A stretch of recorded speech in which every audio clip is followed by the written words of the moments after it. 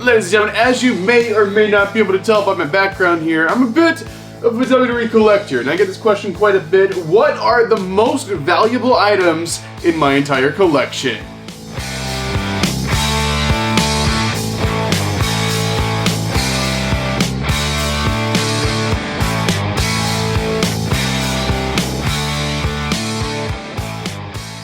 So this video is brought to you guys by SeatGeek. So if you guys are looking for tickets for any event in the entire world, use my last name as your promo code on SeatGeek. You actually get $20 off of your tickets. Now this is for first time orders only, so if you SeatGeek before, like make a new account, like a new email, you can still use the code, and that'll get you guys $20 off for any ticket for any event in the entire world. So as you guys can tell, I have a pretty large collection here. The only thing is, this is not all of it, not at all. So basically, I live in Florida now because I'm going to college in Florida. So I have like this much of my collection with a few more items like around the room that you guys are like out of shot. So believe it or not, this is just like a little sliver of my collection what I have here in Florida. The rest of it is at my home state at my mom's house in Tennessee. So this is just like a sliver of it. I think I brought like most of the valuable things, if you will, with me, but there is some valuable things still up there that I cannot include this in this video. But I actually did like a video very similar to this a few years ago when I had the entire collection in like one area, and we went through every single like thing that was super valuable, like the top 5 most valuables in the entire collection. If you haven't seen that, do that, but this is a few years ago, so this is like an updated version of it. Alright, so we're gonna kick this off up here with the big gold title. Okay, so this is a 2012 replica. I'll try to tell you guys when I got each thing. So this is a 2012 replica. This is my first ever metal adult size replica. I say that because before that I was buying commemorative titles. And this one was actually a birthday gift from my dad. So thanks, Dad, for this, because this was for my 13th birthday. 13 years old, I got this title. And throughout the years of having this title, what made it so much more valuable than what, of course, he originally paid for it for my birthday, is I met wrestlers and got it signed. Now, this isn't signed by any ordinary wrestlers. This is signed by 2 legends. So on one end of it, we have Ric Flair. We have Ric Flair's autograph right there. Now, on the other end is very cool because it's actually signed by Sting. So you got Sting and Ric Flair signed big gold title. Like, that is a heck of a title. If you guys have been fans for a long time, what I'm about to tell you is going to make a lot of people scream and go crazy. And thinking back on it, I kind of like, that was kind of a stupid decision. So originally I just met Ric Flair and had Ric Flair like sign this title, and I said, let's just make it a Ric Flair title and have him cover the whole thing. So I said, when I met Ric Flair, I have an idea for this title, Mr. Flair. If you could put like your signature catchphrase, of course, woo, all the way down this side of the strap, and then just sign your name very big on this side of the strap, that would be awesome. So he did that for me. But of course, the woo is no longer there, so I was able to find out how to remove signatures from leather. And I had to remove because I had to take it to meet Sting, and I'm like, man, I wish I wouldn't have like Ric Flair sign the whole belt, because it'd be cool to have Sting on one side and Flair on the other side. So I ended up, I made the decision. After thinking on it for like weeks upon weeks, I'm like, yeah, let's remove the woo and have Sting sign it over there. I mean, it was cool for a customized item, but I think it's kind of cool having both legends on each side of the title now, but at the same time, a customized kind of like signature like that is kind of cool. And looking back on it, a whopping, whenever I did that like 7 years later or something, it kind of was a silly decision, but at the same time, it's cool having them both on it. So I can't really hate it really one way or another. All right, let's just take this off the wall here. So we're just gonna take this one off the wall. So this right here is a plaque. Now I have a lot of signed plaques, right? And signed plaques are awesome because they come directly from WWE. You know they're real because they come from WWE. They're certified by WWE. Which is awesome. The only thing about the plaques is they're cool, you know, most of them come with like a signed photo of the wrestler, sometimes more than one, like Paul Heyman has signed both of these with the actual wrestler. And they come with like a piece of the mat or a piece of the rope or something. These are rope plaques here, which is awesome. The only thing about them is they're not that valuable because they make, they're all numbered, which is cool. And then, you know, they're pretty valuable, but they're not like way up there as far as my entire collection's concerned. Because most of them, they made about 500 of them, some of them in 1,000. However, this one is a bit more rare. So instead of making like 500 of them or 1,000 of them, I believe they only made 30 of these. Yeah, so there's 30 of these. I got number 19. Of course, they're all numbered. This is number 19 of 30. On the back, it has this giant like certificate of authenticity. They're saying that this, we guarantee that this is what we say it is, and basically, yeah, this is the photo from him there, and he signed it and all of that. It was so cool, like, being there in 2016, because I drove down here from, like, Tennessee through the snow. It was like a blizzard then, and I was, like, snowed in. All the flights were canceled. Drove like 10 hours to the show. It was like a miracle I even made it to the show. Had AJ Styles debut, have a huge moment there, and then them have this plaque, and you know, only 30 of them in the world. That's something that's really near and dear to me, and kind of like my most rare like signed photo or plaque or whatever, because they only made a very few amount of these. All right, let's do it. I know I hate to take them off the wall because they're so hard to get straight and level again, but this one's special. So this is the World Heavyweight, I don't know what we even call this thing anymore. So when it initially came out, I believe this was the WWE World Heavyweight Championship, because it was the unification title for the WWE Championship and the World Heavyweight Championship back then. So this one is from 2015 or 2014. This is the most expensive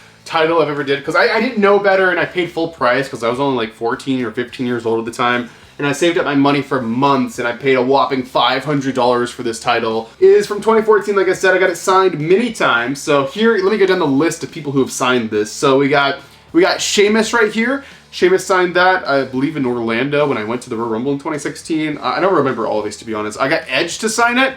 That was before he ever returned, and I'm like, oh, no, he's returning, maybe he'll actually win it. Just because I was meeting Edge and I didn't have anything to get signed, and I'm like, I just bought this title, let's just have Edge sign it. So yeah, Edge signed my title. That was at like some expo in Knoxville in like 2015. I got the man, Seth Rollins, to sign my title here. Seth Rollins, I met him at the old Wizard World Convention, if you want to remember those. I got that signed up in Chicago, Illinois. By Seth Rollins. I paid a lot of money to meet Seth Rollins, way too much, but he was my favorite wrestler at the time, so it was worth it to me. Then next to Seth Rollins, we got AJ Styles. I got AJ Styles to sign that thing. I believe AJ signed that in New Jersey. I don't remember the name of the event, but it was some kind of little convention they were doing signing.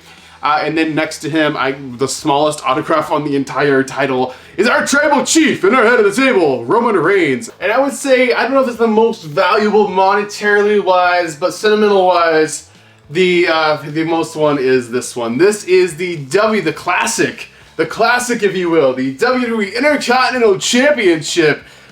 So this one was very special. Well, this was a Christmas gift from my dad. Thanks, Dad, for this. This was when I was like 14. I got it for Christmas, and it was just like so beautiful because the strap and the quality is so much better on this title than all the others. There's a little flex test. It's like wonderful. It's got the black backing, the front. First one with the gold tip, and I was just like freaking out getting this for Christmas. I love this thing. Has a lot of memories, and it's very close to me. Very makes me very happy, I guess. Looking at it makes me smile a lot. Thinking back on getting that for Christmas. So that alone, the title has a lot of sentimental value. So anyway, let's go ahead and go through the autographs on this one. So this is another autograph title. So I don't know where to start with this thing. So I got Jeff Hardy to sign the snapbox here. I know this thing's like a white title, so it's like really overexposed with the lighting here, but hopefully you guys can see the autographs. So it's like signed by Jeff Hardy, covered up my whole entire snapbox here. Now I'm gonna say, when I met Jeff Hardy, I met him over there in Spartanburg, South Carolina at some indie show back then. And I believe this was like 2015 or 16. And anyway, I got him to meet it, and the title was completely blank. No one had signed it. And then I went up to Jeff to get it signed. He's like, "Are you sure you want me to sign this, man? It's like such a beautiful title." It's like, and he was like flipping it over. Can I just sign it on the back or something? I'm like, "What is wrong with you? Like, one of the biggest stars in wrestling, you don't want to sign the title? Everyone else signs the titles. You got to sign the front." I'm like, "I want this, man. Sign it." And he's like, "Okay, how do you want me to do it?" And then he signed it, the snapbox, and did the most beautiful autograph I had ever seen. I'm like, oh my gosh, he put so much effort into it. He put like a little drawing on there, his autograph, and then he writes his name, Jeff Hardy, next to it. Like, it's just like beautiful. Like, he really made a great art piece there. So next to that, everyone likes to give me hell for this one from years back, but I was just meeting wrestlers and having them sign like titles, just to sign titles.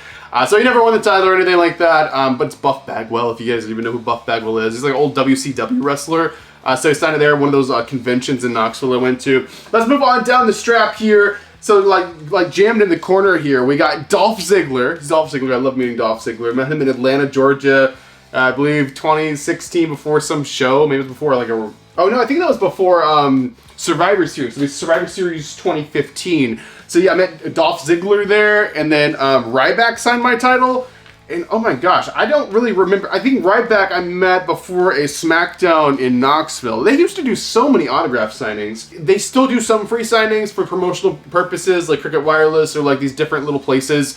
But I feel like they used to do a lot more. They really don't do that anymore. Like literally, like 2015 through 2018, they used to do a free autograph signing before every single freaking show. Like every single Raw, SmackDown, all of that, they would do autograph signings They don't do that no more. It's kind of more on the rare side. However, probably the best like WWE autograph in my entire collection, and definitely on a title, is right here, the last one here. May he rest in peace, the legend, the great Razor Ramon. Scott Hall, Razor Ramon, whatever you want to refer to him as. He signed my title right here. Of course, he was Razor when he was carrying the IC. All right, here we are, top of the list. My most prized possession in my entire collection. You guys already know this if you watch the channel for a while, or if you really study my background. And you notice in this glass box next to this Toy Story alien, which I don't know why I have Toy Story stuff like blended in here. I just have so much Disney stuff where I live in Orlando now. Basically, this is a hat in a box. And you guys looked at it for a while and you studied it and you're like, that's like a John Cena hat. Why is it a John Cena hat in the box? That's John Cena's actual hat. So if you guys watch back, Payback 2015, Baltimore, Maryland, I was there. I was sitting, I think, row 3. I was sitting row 3. John Cena, of course, does his entrance. He runs the ropes, throws his hat in the middle of running to the crowd, and yeah, I caught it somehow. So I was not really paying attention too closely because, you know, I'm vlogging and everything like that. I have cameras, and on my phone taking pictures, and then I took a picture and I looked down at my phone to look at the picture I literally just took of Cena, and then I see everyone like freaking out, and then I'm looking up and there's like a hat flying in the air, and it's like right above my head, and then I just like reach up and I'm like, what is this? What is this? Did someone lose their hat? What happened? And I look up and Cena, see Cena's arm like this, and I'm like, whoa, whoa, whoa, whoa, whoa, whoa. I just caught John Cena's freaking hat, didn't I? And it was like directly at me, for me, like that was like amazing. And anyone who grew up like a John Cena fan, that's like your fantasy, that's your dream come true, is you either catch Cena's hat or his shirt, because he always throws it in there after he does his entrance, get ready for the match. And yeah, I caught John Cena's hat. So that is John Cena's actual hat from Payback 2015. There is a vlog here, of course, from Payback 2015 from when I got the hat, if you guys want to go back and check that out.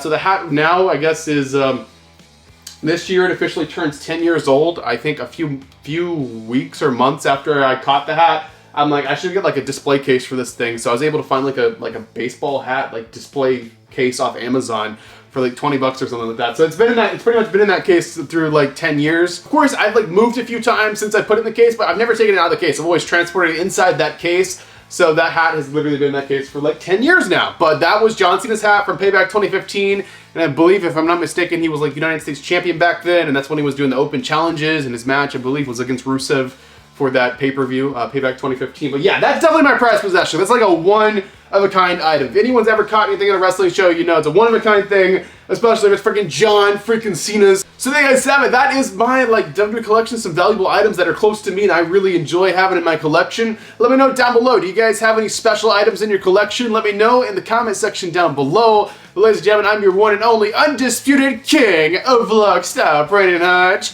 And I'll be seeing you guys in the next video.